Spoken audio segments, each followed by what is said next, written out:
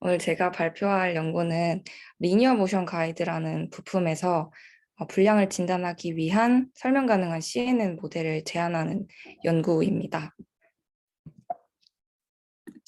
먼저 이제 저널에 대한 소개를 좀 드리면 IEEE Transactions on Industrial Informatics라는 저널에 작년에 게재가 되었고요.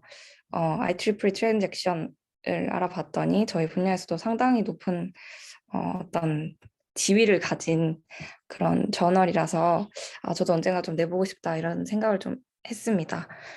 그리고 제가 이번에 제너럴 톡방에서도 논문 소개 드리면서 드렸던 얘기가 기사를 보고 이 연구를 처음에 접했었다라고 얘기를 드렸었는데 저희 나라의 그 포스텍에서 김민수라는 박사 과정의 포스텍의 그 대학원생이 이 연구를 주도적으로 한 걸로 알고 있습니다. 그래서 조금 더 솔직히 흥미롭게 봤던 것도 있었습니다. 네, 발표 순서는 그 논문과 동일하게 abstract introduction 뭐 이렇게 흘러갈 거고요. abstract를 보시면 이 연구에서 지금 풀려고 하는 것이 무엇인지 그리고 제안하는 모델이 어떤 특징을 가지고 있는지를 좀 먼저 처음에 설명을 합니다. 그래서 이 목적은 아까 얘기 드렸던 것처럼 LM 가이드라는 부품의 상태를 예측을 하고 그 불량을 진단을 하는 그런 목적을 가지고 있습니다. 그래서 제안하는 부분은 설명 가능한 1D CNN 모델을 제안을 하고요. 그리고 불량이다 아니다를 어떤 이유로 그 분류를 하는지를 설명하기 위해서 시각화 기법을 사용을 하는데 여기서는 frequency domain based grad chem이라는 방법을 직접 제안을 하는 것을 볼 수 있습니다. 그래서 먼저 이제 그 LM 가이드, 리니어 모션 가이드가 도대체 무엇인지를 좀 설명을 드리면요. 먼저 이제 오른쪽의 영상을 좀 보시고 설명 드리도록 하겠습니다. 네, 지금 여기서 보시면 레일 위에 있는 어떤 한 블럭 같은 게 계속 왔다 갔다 하는 걸 볼 수 있는데 이 위에다가 산업용 로봇 같은 거를 올려서 사용을 할 수도 있고 혹은 무거운 짐 같은 거를 나르는 용도로도 쓸 수 있고 어떤 자동화된 공정에서 쓰이는 부품이라 할 수 있습니다. 이렇게 작동할 수 있는 이유는 여기 부품 LM 모션 가이드 안에 이 동그랗게 생긴 볼이 있기 때문인데요. 이 볼을 통해서 반복적으로 왔다 갔다 굴릴 수 있고 움직일 수 있게 됩니다. 네, 그래서 이 부품에 대한 불량을 진단을 하는 연구인데요. 이 불량이 왜 일어나냐면 아까 영상에서 보신 것처럼 반복적으로 움직이기 때문에 이 볼에 결함이 일어날 가능성이 좀 높습니다. 노후화되고 결함이 일어나기 때문에 이 결함이 발생하는 거고요. 그리고 그럼 이 결함을 왜 미리 알아야 되냐, 혹은 진단을 해야 되냐고 이유를 물어보면은 물건을 나르는 뭐 그런 역할을 하기 때문에 만약에 여기서 고장이 발생을 하면은 전체 프로세스에 좀 영향을 끼칠 수 있는 가능성이 굉장히 높습니다. 그래서 이 불량을 진단을 하고 왜 이런 불량이 일어났다고 설명하는지 타당한 근거를 대야 합니다.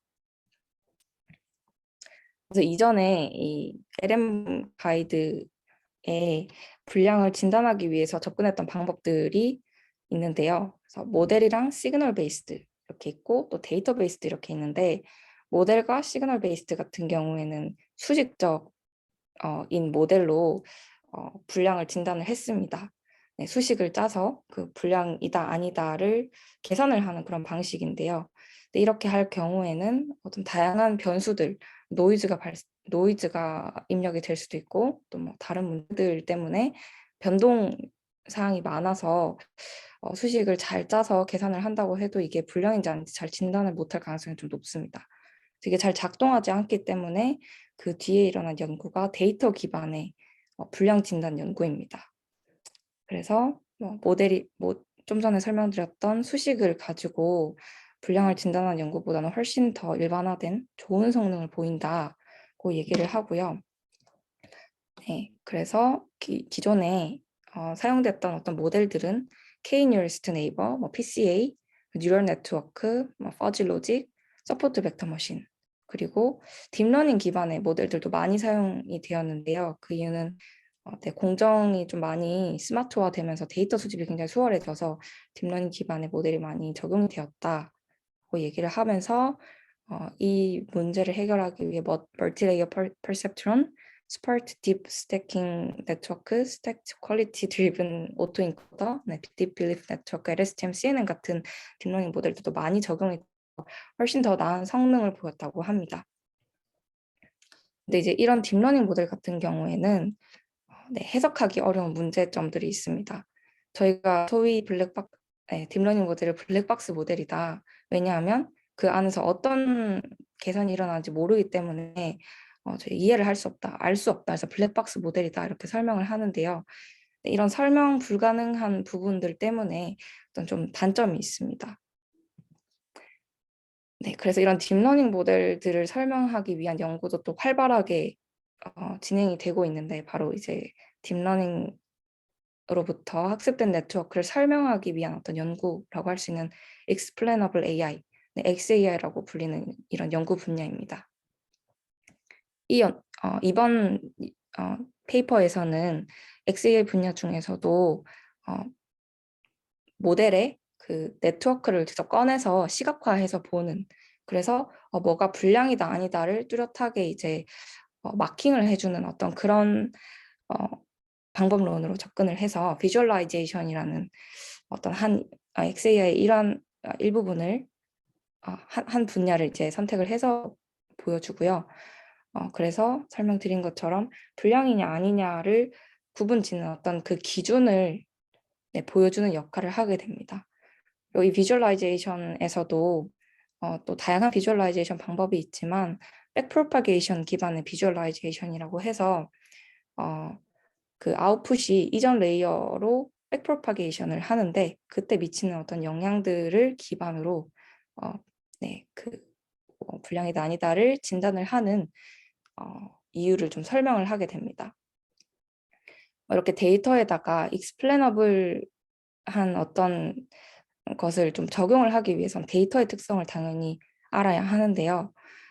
아까 LM 모션이 왔다 갔다 반복적인 작업을 하는 그런 부품이라고 설명을 드렸는데 데이터가 진동 데이터입니다. 진동 데이터이기 때문에 이 진동 데이터는 프리퀀시 도메인에서 봤을 때 어떤 레퍼런스 포인트가 있다.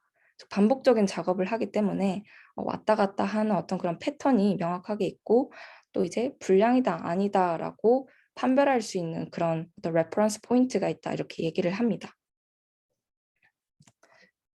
그래서 이 연구에서 제안하는 것은 1D CNN을 이용을 해서 이 시계열 특성을 가진 타임 도메인에서의 그 시그널을 사용을 하는데요.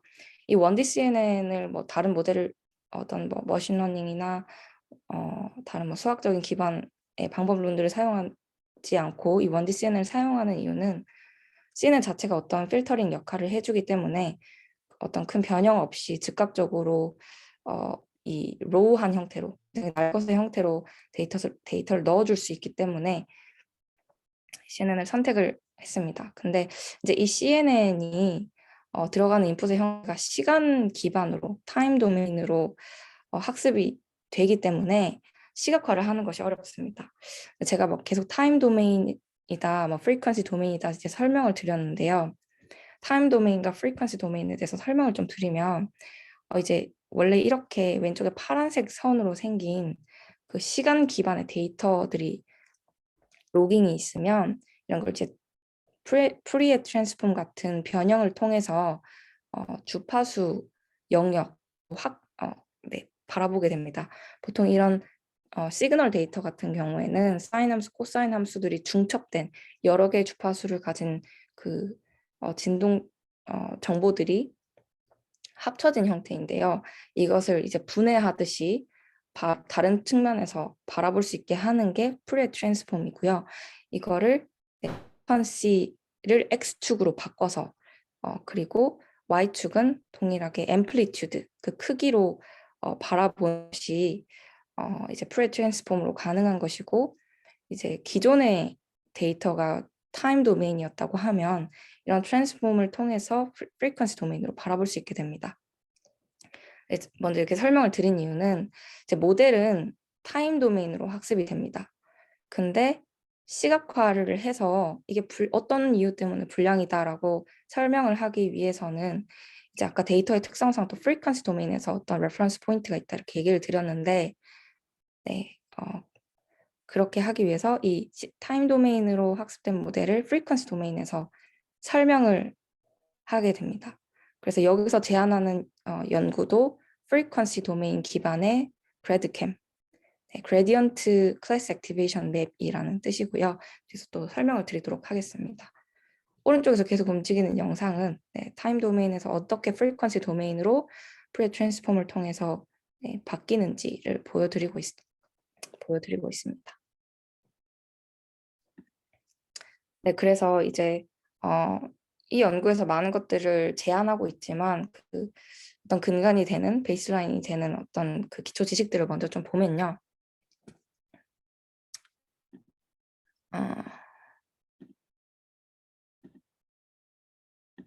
네, 이 레이저 포인트가 이제 보이실 텐데, 네, 일단 이 1D CNN입니다. 1D CNN 같은 경우에는 2D CNN은 저희가 일반적으로 잘 알고 있는 이미지 데이터를 좀 잘 받고 3D CNN 같은 경우에는 볼륨이 있는 그런 입력 데이터를 받는데 1D CNN은 인풋이 이제 좀 시계열 기반인 데이터들을 좀 많이 받습니다. 네, 이것도 마찬가지로 신호 데이터, 시계열 특성을 가진 신호 데이터이기 때문에 1D CNN을 사용을 했고 이 1D CNN이 작동이 되는 방식을 보시면은 저희가 잘 아는 CNN, 맥스플링, 당연히 이 사이에 액티베이션 펑션도 있을 거고요. 이런 몇 가지 단계를 거치면서 마지막에 클래스를 분류하기 위해서 클래시피케이션 스테이지를 이렇게 거치고 있는 걸 볼 수 있는데 이 각각의 그 채널의 출력 값을 좀 먼저 보는 이 W가 이제 CNN 필터고요. X가 인풋이 되고 B는 바이어스 텀이 되는데 여기서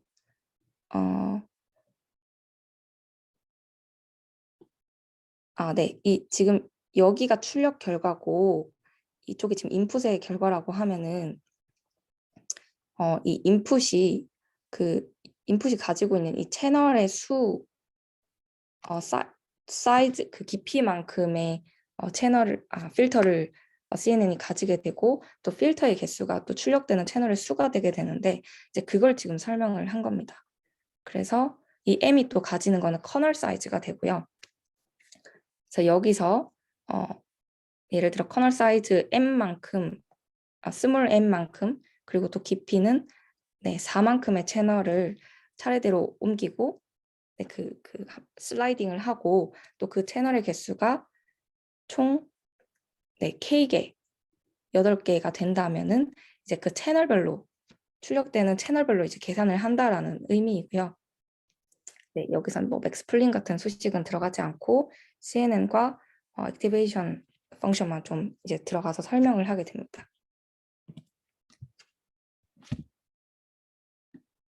네, 그리고 두 번째로는 이제 글로벌 에버리지 풀링이라는 레이어를 설명을 드릴 건데요. 지금 좀 전에 보여드린 이미지에서 여기 제일 뒤쪽에 클래시피케이션 스테이지에 해당되는 영역에서 작용을 하는 그 레이어입니다.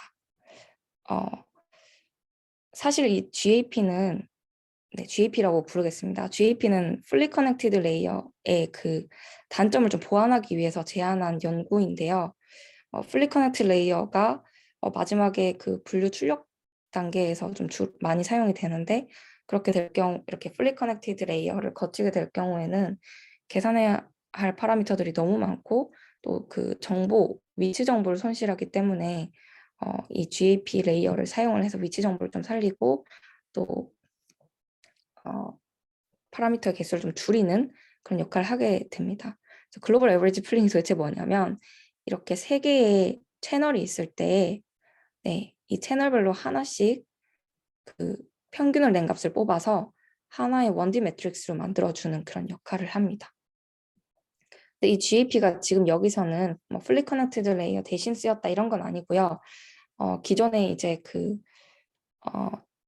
GradCam, Gradient Class Activation Map이라는 연구가 있는데 네, 거기서는 이 마지막 단에 이 GAP를 써야지만이 그 클래스별로 어떤 이유 때문에 결과를 이렇게 냈어라고 진단을 하는 게 좀 명확하게 잘 보인다라고 경험적으로 판단을 해서 이 GAP 레이어를 썼고요. 네, 그런 맥락에서 이제 좀 보여드리면은 일단 이 F 같은 경우에는 네, 이렇게 CNN 레이어를 거쳐 나온 결과 피처 맵이고요. 피처 맵을 이제 얘는 지금 2D CNN이라고 가정을 하고 H와 W라는 그 가로 세로에 대해서 그 글로벌 에버리징을 하게 됩니다. 그래서 이 부분이 글로벌 에버리징을 하는 부분이고 그 피처 맵을 에버리징한 결과가 채널별로의 그 GAP를 거친 결과가 됩니다. 그래서 이 GAP를 거친 결과를 이 W라는 웨이트 매트릭스하고 곱해주면서 네, 웨이티드 썸을 해주면서 출력 결과를 계산을 하게 됩니다. 이게 이제 글로벌 에버리지 풀링에 해당되는 영역이고요. 네, 그리고 이제 세 번째 백그라운드로 Gradient Based Class Activation Map이라고 있는데 오른쪽에 그림을 보시면은 이제 그래드캠을 사용을 하게 되면은 이제 캐시라고 분류한 모델에 그래드캠을 사용을 해서 중간에 피처 맵의 영역을 봤을 때 캐시라고 판단한 부분은 이것 때문이야. 독이라고 판단한 부분은 이 부분 때문이야 라고 이렇게 포커싱을 해주는 좀 역할을 하게 됩니다. 그래서 이 수식에서도 보시면은 일단은 이 피처 맵별로 그 중요성을 계산하는 팩터를 먼저 계산을 하게 되고 그 중요성 지수와 그 좀 전에 앞서 말씀드린 피처 맵을 또 곱하고 액티베이션 펑션을 지나면서 그레디언트 캠을 계산을 하게 됩니다.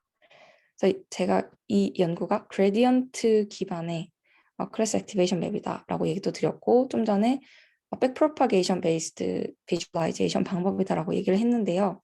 이 YC라는 최종 출력 결과, 예를 들어 고양이다, 개다, 불량이다, 아니다라는 출력 클래스에 대해서 이 피처 맵을 백프로파게이션 해서 임포턴스 스코어를 계산을 하게 되기 때문에 이런 요소들이 들어가서 그레디언트 기반의 백프로파게이션 기반의 어떤 시각화 방법이다라고 얘기를 드렸습니다. 이걸 좀 데리베이션을 해보면요. 여기서 이 최종 출력 결과에서 피처 맵을 어떻게 미분할 것인가, 백프로파게이션 어떻게 구할 것인가를 보면은 네, 지금 오른쪽에 보이는 그림에서 최종 출력 결과와 그 피처 맵 사이에 간격이 사이에 글로벌 에버리지 풀링이 있습니다. 그래서 네, 저희 체인 룰 이런 걸 배웠는데요. 역전파 할 때 네, 바로 이 피처 맵으로 가지 않고 중간에 있는 클리어들도 넣어서 네, 그 미분을 해서 최종 이제 아웃풋 레이어가 말이 기억이 안 나네. 피처 맵에 끼치는 영향을 좀 이제 계산을 할 수 있게 됩니다. 그래서 여기 지금 A과 뭐 F 이렇게 돼 있는데요. 이 A는 액티베이션 맵을 설명을 한 거고 F는 피처 맵인데 두 개가 이제 거의 동일한 의미이고 여기서는 이제 마지막 피처 맵을 사용을 했기 때문에 이렇게 좀 다른 표현을 써줬습니다. 그래서 네, 요거를 이제 계산을 해보면 아까 좀 전에 GAP 레이어에서 G와 F 텀이 나오고 Y와 G 텀이 나오기 때문에 각각 이렇게 F 텀을 G 텀에 편미분하고 또 G 텀을 Y 텀에다가 편미분을 해서 각각 람다와 W라는 값을 가지게 돼서 네, 오른쪽처럼 결과를 낼 수 있습니다. 그래서 네, 그러면 이 최종 임포턴스 스코어 같은 경우에는 이쪽이 아까 람다는 네, 요 W 곱하기 H 곱하기 W 텀이고요. 이 텀들은 이제 날아가기 때문에 요 값이 바로 임포턴스 스코어가 됩니다. 네, 그래서 최종적으로 그레디언트 클래스 액티베이션 맵의 값의 이 알파 텀의 이 W 람다를 넣게 돼서 최종적으로 저희가 이론적으로는 이 그래드캠의 식을 오른쪽과 같이 이제 계산을 하게 됩니다.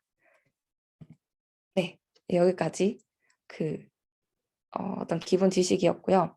그래서 이 연구에서 어떤 점을 제안을 하느냐를 좀 보면은 1D CNN을 사용을 하고 또 이제 VGG 네트워크를 기반으로 레이어를 유사하게 쌓았습니다. VGG 네트워크 같은 경우에는 어, 그 채널 커널 사이즈가 좀 작아서 계산해야 되는 파라미터 수를 좀 줄이는 그런 역할을 한 네트워크인데요. 이게 불량이냐 아니냐를 진단하는 좀 간단한 문제이기 때문에 VGG 네트워크에서보다 조금 더 적은 레이어를 사용을 했다고 합니다. 네.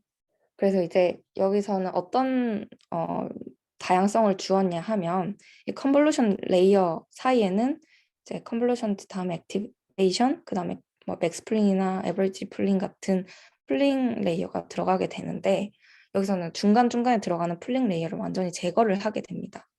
이제 그 이유는 이제 풀링은 뭐 맥스 풀링을 하든 에버리지 풀링을 하든 정보 손실이 일어나잖아요. 지금 다운샘플링 과정인데 그렇게 했을 때 발생하는 그 프리퀀시 인포메이션의 소실이 너무 많다.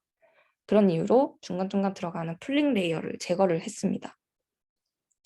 그리고 이제 마지막에는 아까는 이제 그 그래드캠 연구에서처럼 GAP를 사용을 하지 않고 GPP라는 텀을 사용을 해서 네, 좀 더 이 연구의 목적에 맞는 방법을 사용을 했는데요.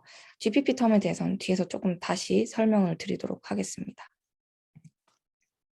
그리고 두 번째로 바뀐 점은 액티베이션 펑션으로 저희가 잘 아는 뭐 렐루 기반의 어떤 액티베이션 펑션을 사용하지 않고 소프트 사인이라는 펑션을 사용을 했습니다.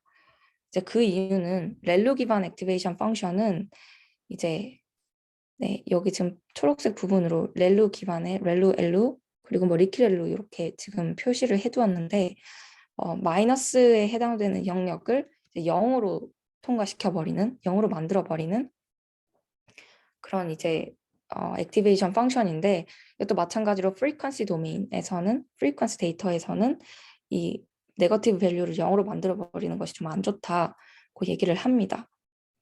네, 그리고 그래서 이걸 어떻게 대체했냐면 소프트 사인이라는 액티베이션 펑션을 사용을 했는데요. 저도 이제 사실 액티베이션 펑션으로는 처음 들어본 어, 펑션이고요.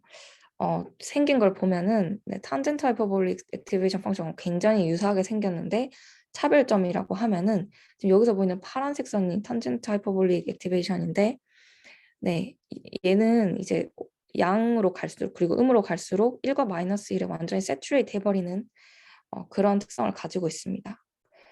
네, 이런 이유 때문에 뭐 그레디언트 베니싱 같은 뭐 문제도 발생을 한다고는 하는데요. 네, 이런 거를 좀 막아줄 수 있는 세츄레이트한 영역을 좀 더 줄여서 네, 그냥 수렴 정도 점점점 가까워지게 하는 그런 특성을 가진 소프트 사인을 썼다고 합니다. 네, 그리고 세 번째로 아까 GAP가 아니라 GPP 썼다라고 얘기를 하는데 이 GPP는 여기서 이제 제한하는 부분이고요. GAP 같은 경우에는 이제 위에서 CNN이랑 소프트 사인 레이어들을 쭉 내려오고 난 다음에 거치는 값이잖아요. 근데 소프트 사인이 아까 마이너스 값, 플러스 값 이렇게 대칭이 되는 값들을 가지게 되는데 이걸 만약에 에버리지 풀링을 해줘버린다 하면은 플러스 마이너스 값이 서로 더해지면은 완전히 이제 그 크기가 소실이 돼버리기 때문에 그런 캔슬레이션을 좀 막기 위해서 GPP라는 텀을 사용을 했습니다. 그래서 이 부분이 수식적으로 어떻게 바뀌었냐면 아까 여기서 에버리징을 해줬던 GP 부분에서 에버리징을 해줬던 부분을 네 이렇게 그냥 제곱을 시켜버립니다. 제곱을 시켜버리고요. 여기는 H랑 W 이렇게 두 텀인데 여기는 N밖에 없냐고 하시면은 이제 아까는 이렇게 2D 기반의 CNN으로 수식이 적혀 있어서 그런 거고 이 연구에서는 1D 기반이기 때문에 네 이렇게 변수가 하나밖에 없습니다. 네, 어쨌든 이제 이 마이너스와 플러스 값이 에버리징 되면서 사라지는 것을 막기 위해서 네, 그 텀들의 특성을 살리기 위해서 이제 제곱을 했다. 이제 글로벌 파워 풀링 이렇게 얘기를 합니다. 오른쪽에 보시면 스포일러가 있어요. 스포일러 이제 뒤에서도 결과를 보여드릴 거지만 이 렐로 기반의 플래튼, 렐로를 거치고 그다음에 마지막에 플래튼을 지난 그 결과와 그리고 소프트 사인을 지나고 마지막에 이 GPP 레이어를 거쳐온 결과를 보면은 이 프리퀀시 정보가 굉장히 많이 차이가 난다는 걸 볼 수 있습니다. 그래서 제안하는 연구에서는 프리퀀시 인포메이션을 굉장히 많이 남길 수 있었다. 그렇게 얘기를 합니다. 네, 그래서 이제 아까 GAP와 그래드캠을 써서 기존의 연구, 그 그래드캠이라는 연구에서는 이제 그 수식적으로 어떻게 흘러간다는 걸 설명을 드렸는데요. 이 GAP를 GPP로 바꿨고 이 그래드캠은 자연스럽게 이제 frequency based, 뭐 gradient, classification map 이렇게 이제 본인들이 명명을 했는데 이 부분을 이제 먼저 보면은 좀 전에 설명드린 것처럼 GAP 부분을 이렇게 스퀘어 텀으로 바꿨습니다. 그리고 앞 밑에 이제 CNN 밑에 출력되는 결과는 동일하고요. 그리고 여기 임포턴스 스코어를 계산하는 영역도 동일합니다. 차이는 그냥 이제 2D CNN과 1D CNN의 차이입니다. 그리고 이 부분에서 최종 출력 값을 피처 맵에 대해서 백 프로파게이션 될 때 그레디언트를 계산하는 부분도 동일한데요. 이 부분 같은 경우에도 GAP가 아니라 GPP를 사용을 했기 때문에 F에 대해서 G를 미분한 텀과 G에 대해서 Y를 편미분한 이 텀들이 달라지게 되고 이 값을 여기서 곱해 놓았습니다. 이 곱해진 값을 이제 가지고 이 임포턴스 스코어를 다시 이제 계산을 하면은 여기 있는 n분의 1 텀이 이제 합쳐져서 n 제곱분의 2 WF 이렇게 값이 수식이 흘러가게 되고요. 네. 근데 이제 여기서는 어떤 것도 고려를 했냐면 기존의 그래드캠 같은 경우에는 이 피처맵 하나에 대해서만 그 백프로파게이션 해서 계산을 했는데 여기서 프리퀀시 정보를 살려놓기 위해서 어쩔 수 없이 스퀘어를 한 거를 나눠주게 됩니다. 네, 스퀘어 한 번 더 곱해줬기 때문에 그 임포턴스 스코어를 계산을 할 때는 이렇게 나눠주게 됩니다. 네, 그래서 이 임포턴스 스코어를 계산을 한 다음에 이제 그래드캠으로 가야 되는데 기존에는 여기서 바로 피처 맵과 곱해졌다면 여기서는 동일하게 곱하지만은 기존에는 렐루 액티베이션 펑션을 지나게 했다면 여기서는 파워 스펙트럼이라는 것을 지나게 해서 지금 계속 타임 도메인에서 학습이 되어오던 거를 프리퀀시 도메인으로 확 바꿔버리게 됩니다. 출력 결과를. 프리퀀시 스펙트럼이 뭐냐를 좀 보시면은 아까 이제 보여드린 영상과 유사한데요. 이 타임 도메인을 프리에 트랜스폼 같은 트랜스폼을 거쳐서 프리퀀시 도메인으로 바꾸면은 여기 찍찍찍찍 그어진 영역이 지금 이렇게 함축되어서 프리퀀시 도메인으로 나타나고 있는데 요거를 어떻게 좀 스퀘어 제곱을 해서 이렇게 값을 증폭시킨 형태라고 합니다. 저도 잘은 알지는 못해서요. 이제 신호 처리를 저희 연구실에서도 데이터를 가지고 할 일이 이제 앞으로 꽤 있을 텐데 이것도 이제 좀 서서히 다뤄보면 좋을 주제일 것 같습니다. 이렇게 증폭을 시킨 게 파워 스펙트럼의 역할이다. 네, 그래서 이제 그 임포턴스 피처 맵의 임포턴스 스코어와 피처 맵을 웨이티드 썸 한 거를 렐로 펑션을 기존처럼 거치지 않고 이 파워 스펙트럼을 거침으로써 타임스 도메인에서 계산된 연산이 된 그 모델을 프리퀀시 도메인으로 출력할 수 있게 됩니다. 누누이 설명드리지만 이 프리퀀시 도메인으로 출력을 하는 이유는 프리퀀시 도메인에서 이 데이터 특성상 불량이다 아니다를 명확하게 확인을 할 수 있기 때문에 이렇게 도메인의 변환을 준 것이고요. 네, 그래서 이제 모델 설명은 끝났고 이 데이터 수집을 어떻게 했고 뭐 구체적인 실험 세팅은 어떻게 했는지에 대한 설명을 이제 드릴 겁니다. 그래서 LM 가이드 뭐 HSR15라는 부품을 사용을 했고요. 수집 주기는 32,768Hz의 속도로 빠르게 데이터를 수집을 했습니다. 그리고 어떻게 데이터를 이제 수집을 했냐면 아까 여기 LM 가이드에 LM 블락 윗부분을 덮고 있는 LM 블락이라고 하는데 그 부분에서 그 불량이 일어난지 아닌지의 그 시그널이 좀 감지가 됩니다. 왜냐면 밑에서 굴러가는 그 볼들이 결함이 일어나거나 하면은 이제 어떤 소음 같은 게 발생을 할 진동의 변화가 있을 것인데 이제 그거를 이 LM 블락과 엔드 플레이트 쪽에서 가속도 센서를 달아서 네, 이 데이터를 수집을 하게 됩니다. 그리고 이제 실험을 한 방식은요. 500mm, 그러니까 50cm 정도에 되는 거리를 이 LM 가이드를 왔다 갔다 앞뒤로 10번 이렇게 수행을 했고요.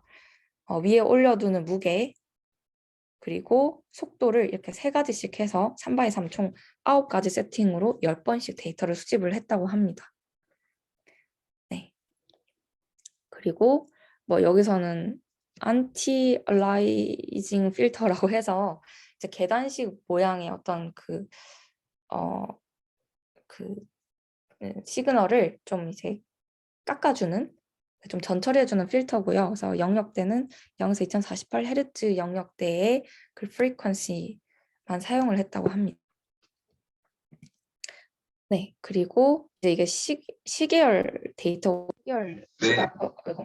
시계가 켜져서 시계열 기반의 모델이기 때문에 윈도우 사이즈가 이렇게 슬라이딩 하면서 옮기게 되는데, 그러니까 CNN 필터죠. 근데 이게 이제 0.2초마다 0.2초의 사이즈로 지나가게 되고 10%씩 오버래핑 하면서 겹친 부분이 있으면서 윈도우 사이즈가 지나갑니다. 데이터 스플릿 같은 경우에는 트레인 밸리데이션 테스트 이렇게 이상적으로 했는데 아까 그 10번을 왔다 갔다 했다고 했는데 이 10번 중에 6개, 2개, 2개를 각각 트레인 테스트 밸리데이션을 썼다고 합니다.